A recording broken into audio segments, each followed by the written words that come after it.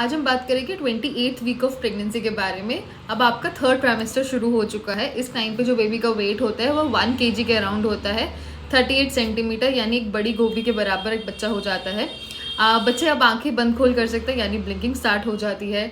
और कुछ स्टडीज़ में ये भी देखा गया है कि बच्चा जब डीप स्लीप में होता है यानी वूम्ब के अंदर जब वो सो रहा होता है तो वो कई बार सपने भी देखता है।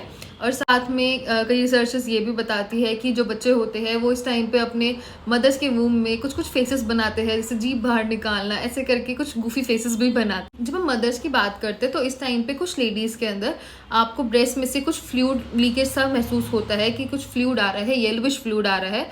वो जनरली हमारा कोलेस्ट्रॉम होता है यानी हमारा जो फर्स्ट मिल्क होता है जो बेबी को मिलता है आफ्टर डिलीवरी, पर हमारी ब्रेस्ट पहले ही उसे प्रिपेयर करना शुरू कर देते हैं डिलीवरी से पहले, और इसीलिए कई बार वो पहले लीक करना शुरू कर देता है। तो इसीलिए ये हार्मफुल बिल्कुल भी नहीं है, इसमें घबराने की बात नहीं है। कई लेडीज़ को होता है, कई लेडीज़ को नहीं होता है, सो डजेंट मैटर। इसके साथ में अब इस टाइम पे कुछ लेडीज़ में आपको लोअर बैक का पेन आ सकता है जो रेडिएट करता है यानी जो नीचे की तरफ जाता है लेग्स की तरफ। इसको हम शियाटिका का पेन बोलते हैं। इसको ठीक करने के लिए आप थोड़ा सा हॉट फॉर्मेंटेशन कर सकते हो, ऑयल की मसाज कर सकते हो, स्ट्रेचिंग एक्सरसाइजेस कर सकते हो, उससे आपको काफ़ी रिलीफ मिलेगा।